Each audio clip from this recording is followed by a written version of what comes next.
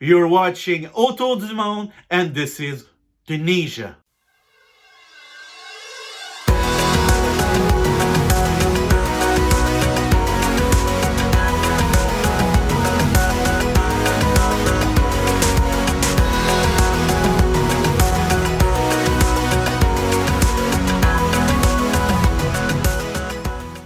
Hi guys, if you like our video, give a thumbs up and subscribe to our channel. In this second episode of Autour du Monde in Tunisia, we'll visit the city of Tunis, its Medina, and the beautiful museum of Le Bardo with its extraordinary Roman mosaic. Follow us.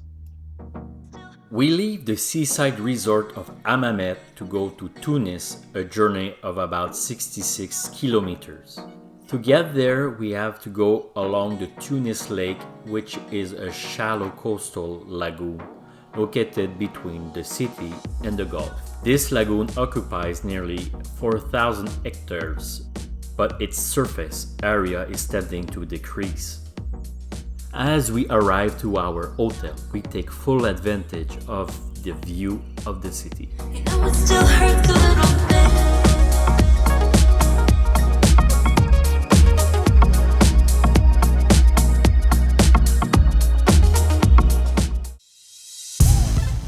Tunis has been known since antiquity. The Greek writer Polybius, in the 2nd century BC, describes Tunis as a city 26 stadium away from Carthage, which is about 5 kilometers. We are currently in the LaFayette district of Tunis. It is there that we find the Belvedere Park, which is the largest park in the city and which was laid out at the end of the 19th century. Conceived by Joseph Laforcade, chief gardener of the city of Paris, this English-style park includes a zoo.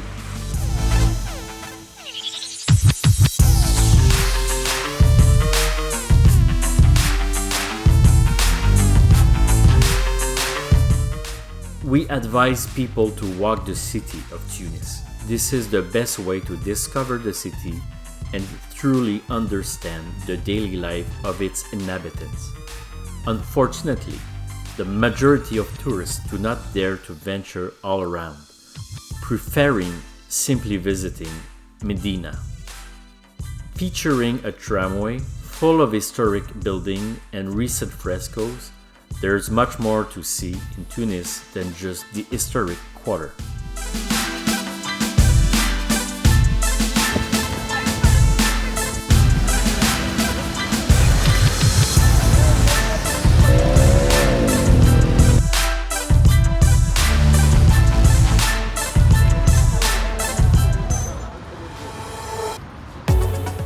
The Habib-Bourguiba Avenue, former Avenue de la Marine, is the main street of Tunis. It is also called by the inhabitants the Champs Elysees for its resemblance of its French counterpart. The area was called il-bled Es-Sourri during the French occupation. The large avenue extends to the Gate of France, the entrance of the souks. There are many business places and restaurants. Do not miss the large statue of Habib-Bourguiba, the father of the nation. Through center of the capital, the avenue have a lot of historical buildings, including the Tunis Theater, an example of Art Deco style.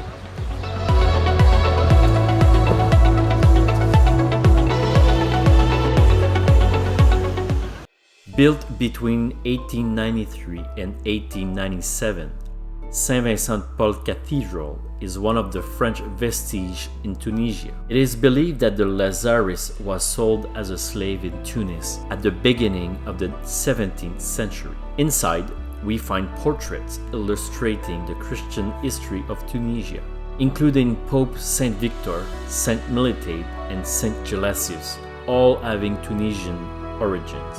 There's also the reliquary of St. Louis, now empty, which reminds us of the Holy Chapel in Paris. Historic art of Tunis, the Medina is registered since 1979 in the World Heritage of UNESCO. Founded in 698 around the initial Zitouna Mosque, the Medina was developed through the Middle Ages, dividing into a main Medina and two suburbs, in the north Bab Zuika, in the south Bab al-Jazira.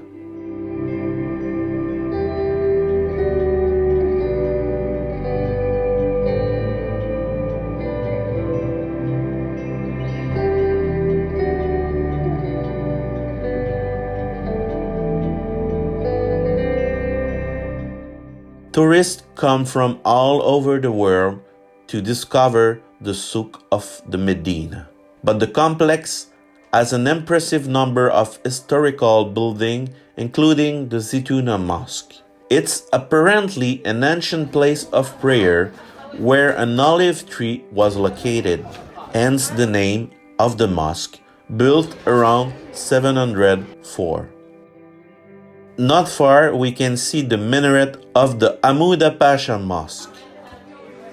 Tunisians like to walk through the many streets and alleys of the Medina, a walk on the earth of the millenary history of Tunisia.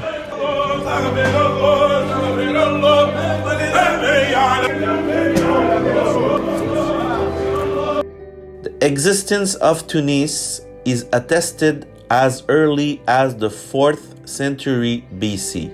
Destroyed according to Strabo during the Third Punic War, it would have been rebuilt before Carthage, and it will become the capital of a kingdom that extended from Tripoli to Fez under the Almohad.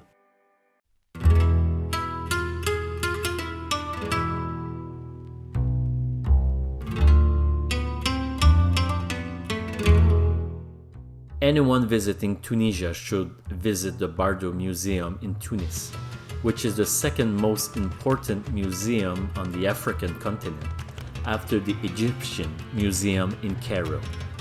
The richness of its collections is impressive and retraces the thousand-year history of Tunisia through all the civilization.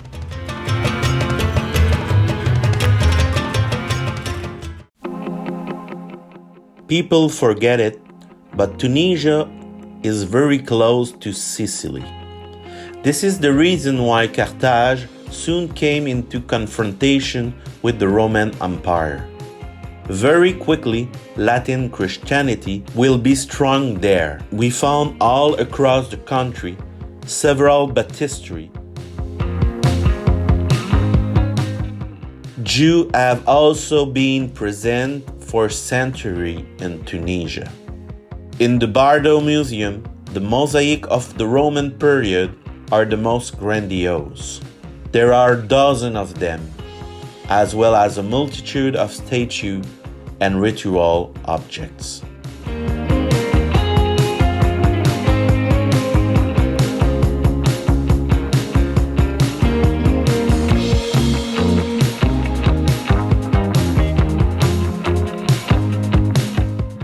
Museum's collection includes several rare artifacts, including a statue of Mother Goddess, another of Demeter sitting on a throne, a leontocephalic statue known as Tanit, and another of the god Baal Ammon. As for the collection of mosaics, it is quite exceptional. Let us mention in particular the mosaic known as Lord Julius, that of Ulysses resisting the sirens, and the pavement representing two pugilists. There are also some baptismal vats, including the one discovered in Debna at Cap Bon, one of the most beautiful in the world. Allow yourself half a day to visit the museum. Guides are available on sites for those who wish to get more information on all collections.